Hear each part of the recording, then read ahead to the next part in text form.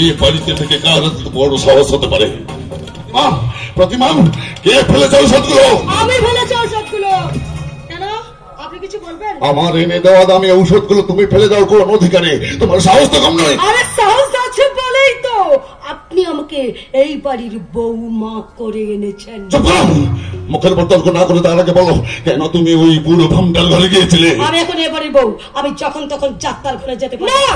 তুমি যখন তখন যাত্রার ঘরে যেতে পারো না। এখন থেকে আমরা দুজনে ঠিক করব তুমি কখন কার ঘরে যাবে। এইটা কিন্তু চুক্তিতে ছিল না। চুক্তিতে থাকুক আর না থাকুক, বর্তমান আমাদের কথা তোমাকে মানতেই হবে। এইটাও কিন্তু চুক্তিতে ছিল না। চুক্তিতে ছিল কি ছিল না তা জানা দরকার নেই। বর্তমান আমি যেটা বলবো সেই কথাটা তোকে শুনতে হবে, বুঝলি হারামজাদি?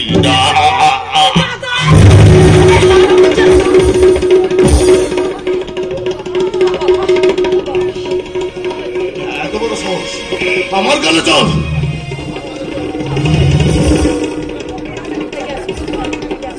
এগিয়ে আসুন, সাহস আমার কাছে আপনি এগিয়ে আসুন।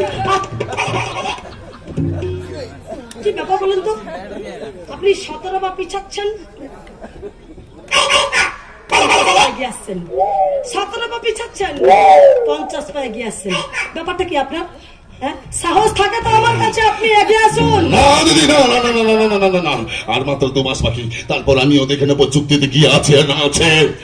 ঠিক আছে, তারপর দেখে নেবে।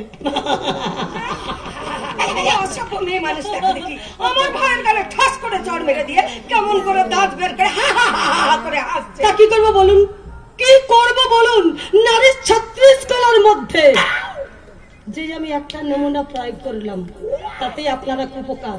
আর 35টা আমার এই ট্যাকে গোজা আছে, ওইগুলো প্রয়োগ করলে তো আপনারা ভাই আর বোন দুজনে একেবারে বালির মতো উড়ে যাবে।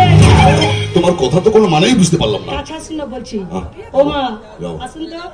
আরে আসুন না, কাছে আসুন না বলছি তো। ঠিক আছে আমি চলে যাচ্ছি, বলবো। আমি তো বিস্কুল না, ওইগুলোটাকে কি সব ছাই কাজ গেলাচ্ছেন বলুন তো। আমি বিস্কুল না, আমি বলে দেব আপনার হাতে সত্যিকারের বিষাক্ত ঔষধ। তারপর সেই বিষাক্ত ঔষধ খেয়ে ওই বুড়োটা একেবারে কুপকাত হয়ে যাবে। তখন সমস্ত সম্পত্তি আমার একার নামে হয়ে যাবে।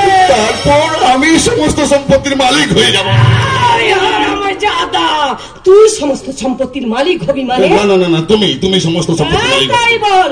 ও বৌমা গো, ও বৌমা বলুন মা। আমি তো ভেবেছিলাম তুমি একেবারে পাল্টে খেয়ে গেছো। আমি উল্টা যাব, কিন্তু পাল্টে আমি খাবো না। পাল্টে আমি খাবো না।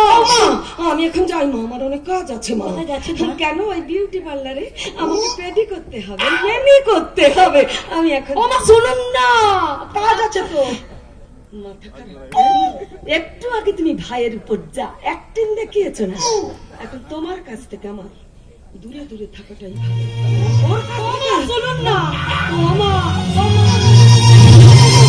না বাবা, দিদি চলে গেল, আমিও যাই, আমার আবার অনেক কাজ। কোথায় যাচ্ছেন প্রলয়বা? না মামা বাবু, ওই যে বললাম না আমার আবার অনেক কাজ। থানার বসিটা বড্ড বেশি দানা ঝাপটাচ্ছে, ওর দানাটা একটু সটকে দিয়ে আসে। এই দামিনী, একটু এদিকে শোনো। হ্যাঁ বলুন। শোনো শোনো শোনো, না মানে অ্যাক্টিং করে চড় মারলে তাতে কোনো ক্ষতি নেই, কিন্তু চড়টা একটু আসতে পারবে তো? গালটা জ্বালা জ্বালা করছে না? কেমন বলছে না যেন মেয়ে ছেলের হাত কত জোরে লেগে গেছে। আমি তো শুধু এইভাবে এইভাবে আস্তে করে মেরেছি। আরে এটা যদি আসতে হয় তাহলে জোরে ঘন্টা। না বাবা, এখন অ্যাক্টিং চলছে, আমি যাই বাবা, আমি যাই।